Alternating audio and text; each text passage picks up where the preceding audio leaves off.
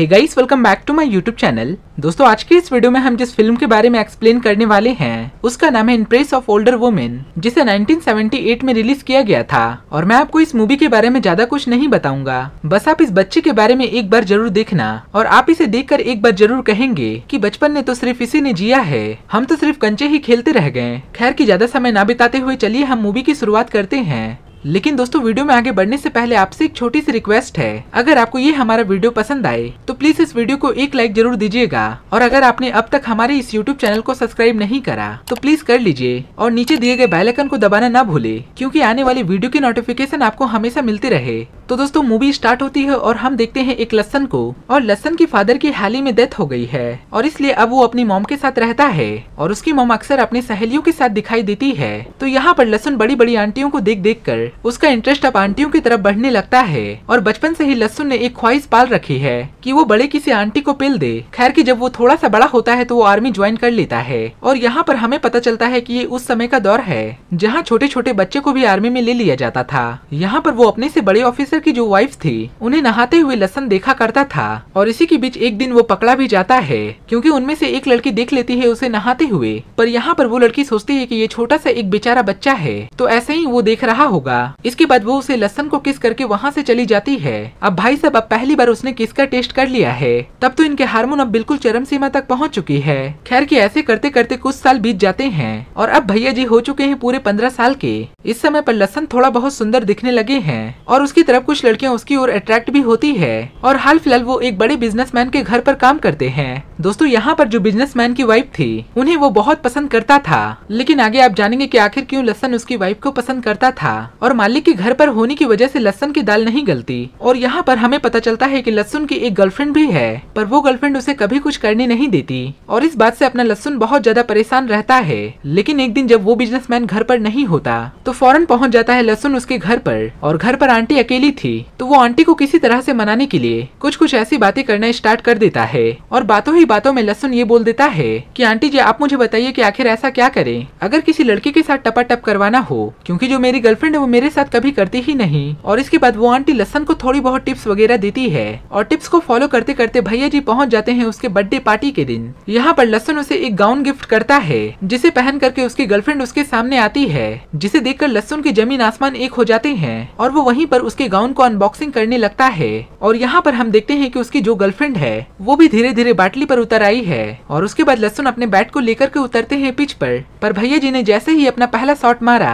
पर उसकी ओर से बेबी की आवाज आती है कि बाबू दर्द हो रहा है। पर लसन भैया यहाँ पर समझाते हैं कि ये बेटा प्यार का दर्द है, मीठा मीठा प्यारा प्यारा। लेकिन उसकी गर्लफ्रेंड नहीं मानती और आखिर में उसे ग्राउंड खाली करनी पड़ती है और इस बात से लसन को बहुत ज्यादा गुस्सा आता है। और गुस्सा आए भी क्यों ना, क्योंकि इतने दिनों से वो प्रैक्टिस जो कर रहे थे और जैसे ही तुम्हारे हाथ में बैट लगी तुमने उसे क्लीन बोल्ड करवा दिया, ये कोई बात थोड़ी ना होती है। इस बात से अपना लसन बहुत ज्यादा गुस्सा होता है और उसके बाद पहुंच जाता है वो अपने मालकिन के पास और यहाँ पर लसन अपनी सारी बातें बताता है। और यहाँ पर हम देखते हैं कि उसकी मालकिन बताती है कि मेरे सैया जी भी अक्सर विदेश चले जाते हैं और आके हमारा कुछ ना बतावत है और लौट के जब भी आवत है तो थके आवत है, बस खुद ही हिलावत है, हमारा जरा सा भी ना बजावत है। अब लसन भाई सब यहाँ पर पूरे गेम को समझ जाते हैं कि आंटी जी हमारा का कहना चाहवत है, जिसके बाद वो दोनों कमरे में जावत हैं और पलंग को जोरो जोरो हिलावत हैं। और इनके पहले दिन के बाद से ही इनका कार्यक्रम रेगुलर हो जाता है और उसके बाद जो आंटी की एक सहेली थी उसे भी ये बात पता चल जाती है। और जब एक दिन घर पर आंटी जी नहीं थी तो उसकी फ्रेंड लसन के साथ मजे लेने लगती है, पर इतने में ही आंटी घर पर आ जाती है और उसे चिपका देख करके जैसे तुमने बचपन में चिपके हुए कुत्ते को छुड़ाते थे न पत्थर मार के, वैसे ही आंटी उसे छुड़ाती है पत्थर मार के। खैर के उनके छुड़ाने के बाद उसकी फ्रेंड वहाँ से चली जाती है, पर आंटी उससे बहुत गुस्सा हो जाती है और कहती है कि बाबू तुमने तो मुझे चीट किया, मुझे तो तुमसे प्यार होने लगा था, पर अब से हमारा रिलेशनशिप खत्म, इसके बाद से तुम अपने हाथों से ही काम चलाना। अब बेचारे लसन के पास कुछ भी नहीं बचा है तो वो चला जाता है एक बार में और यहाँ पर उसे एक लड़की मिलती है और वो दोनों थोड़े बहुत बातें करते हैं और थोड़ी देर बातें करने के बाद वो डायरेक्टली बोल देती है कि लसन मुझे तुम्हारा वो चाहिए जो लसन के आगे लगता है। फिर इजीली लसन समझ जाता है जैसे कि आप समझ गए और वो दोनों जाते हैं एक होटल में और यहाँ पर वो दोनों पेलम कार्यक्रम का शुभारंभ करते हैं जो चलता है पूरी रात और अगले दिन ही समाप्त हो जाता है। खैर की इसके बाद लसन का ये रोजाना का काम हो जाता है और वो रोज किसी न किसी अपने से बड़ी लड़की को इम्प्रेस करता है, उसके साथ टपा टप के कार्यक्रम करता है और चाट पोछ के चद्दर रगड़ करके वापस आ जाता है। और ऐसे ही करते करते काफी साल बीत जाते हैं और अब अपना लसन हो गया है 18 साल का।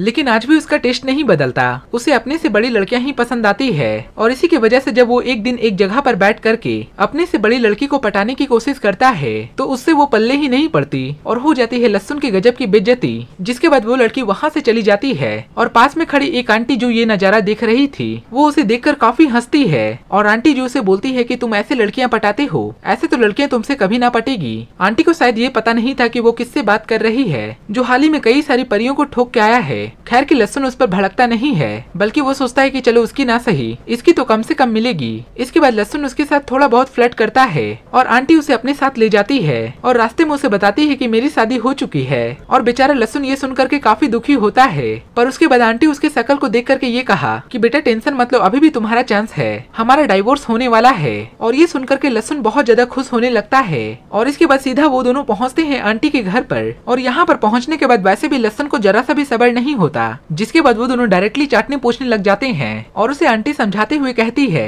कि देखो बेटा हमारे बीच में ऐसा कुछ भी नहीं है, हम तुम्हारे केवल फ्रेंड हैं। और इसके बाद कुछ और भी ज्ञान की बातें समझाकर वो वहाँ से चली जाती है। पर उसके पीछे पीछे हमारा लहसुन जाता है और उसे एक शायरी सुनाता है। मैं समझता हूँ कि बाबू हमारी दोस्ती यारी है पर फिर भी ये ठरक भी तो बेचारी है। तुम्हारी बिल्ली को भी तो देखो वो कब से कुंवारी है, मेरे मुन्नू को भी तो करनी है किसी घोड़ी की सवारी है। अब मान भी जाओ लोड हो चुकी मेरी पिचकारी है, अपने पति की टेंशन मत लो, तेरे फैन के यार मिनिस्टर अधिकारी हैं जिसके आगे झुकती हर एक नारी और कन्या कुमारी है। अब बहुत देर हो गई चंपा दुलारी, हमें भी दिखा दो तुम अपनी झाड़ी, मत बनो तुम इतनी अत्याचारी, मान लिया तुम हो मालकिन हम है तुम्हारे भिखारी। लेकिन मानना पड़ेगा भाई साहब यहाँ पर आंटी कतई जहर है। मुन्नू लाल की इतनी बातें होने के बाद भी आंटी जी नहीं पिघली। उसके बाद लहसुन निकालता है अपना ब्रह्मास्त्र जिसके बाद सेवाएं तो मिलनी ही मिलनी है। तो वो ब्रह्मास्त्र क्या है वो सुनिएगा।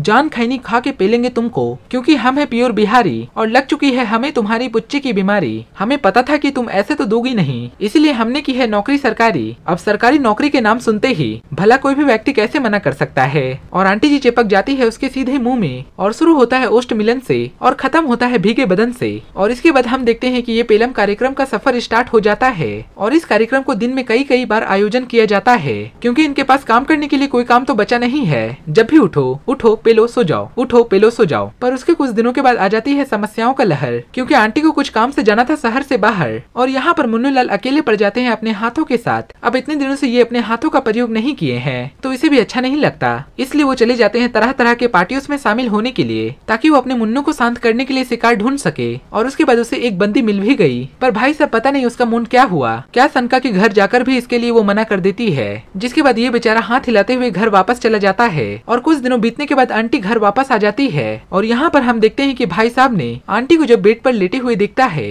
तो इसके जगाने का स्टाइल तो कतई जहर है। आंटी सोई हुई थी, ये अपने टॉर्च को सीधा उसके सुरंग में डाल देता है, मतलब कि पूरा अलार्म वाला काम कर रहे हैं। खैर की आंटी भी इसके हरकतों से काफी प्रसन्न होती है पर इसकी ये प्रसन्नता ज्यादा दिनों तक नहीं चलती क्योंकि आंटी को हमेशा के लिए ये कंट्री छोड़ने की नौबत आ गई थी। और उसके कुछ दिनों के बाद आंटी उसे गुड बाय कहकर चली भी जाती है और एक बार फिर से अपना लहसुन आ गया है रोड पर पता नहीं लहसुन को कौन मोटिवेट करता है कि इनका मोटिवेशन हर समय चरम सीमा पर रहता है और ये कहीं न कहीं से अपना इंतजाम ढूंढ ही लेते हैं। और इसके कुछ दिनों के बाद इसने अपने इंतजाम को ढूंढ भी लिया और चले जाते हैं उसके साथ पेलम पालम के कार्यक्रम करने के लिए। और इनका ये कार्यक्रम बहुत सही जाता है और ये दोनों अपने अपने रास्ते चले जाते हैं, मतलब कि चाटो पूछो और चलते बनो, बाबू मुना सोना पुच्चू नहीं करते, देख लो भाई लौंडा हो तो इसके जैसा। खैर की इसके अगले दिन फिर से हम देखते हैं कि ये एक नई लड़की का इंतजाम किया है और उसके साथ चाटता पूछता है और अगले दिन अलग हो जाता है। जिसके बाद से इसका ये कार्यक्रम लगातार चलता ही रहता है, मतलब कि लहसुन भैया कोई परमानेंटली जॉब नहीं करते, बस हर दिन नए नए जॉब का आनंद उठा रहे हैं। और इसके बाद ये मूवी यहीं पर समाप्त हो जाती है। दोस्तों अगर आपको ये हमारा वीडियो पसंद आया हो तो प्लीज इस वीडियो को एक लाइक जरूर दीजिएगा और अगर आपने अब तक हमारे इस यूट्यूब चैनल को सब्सक्राइब नहीं किया तो प्लीज कर लीजिए और नीचे दिए गए बेल आइकन को दबाना ना भूले क्योंकि आने वाले वीडियो की नोटिफिकेशन आपको हमेशा मिलते रहे। फिर मिलेंगे ऐसा ही अगले इंटरेस्टिंग वीडियो को लेकर, तब तक के लिए बाय बाय।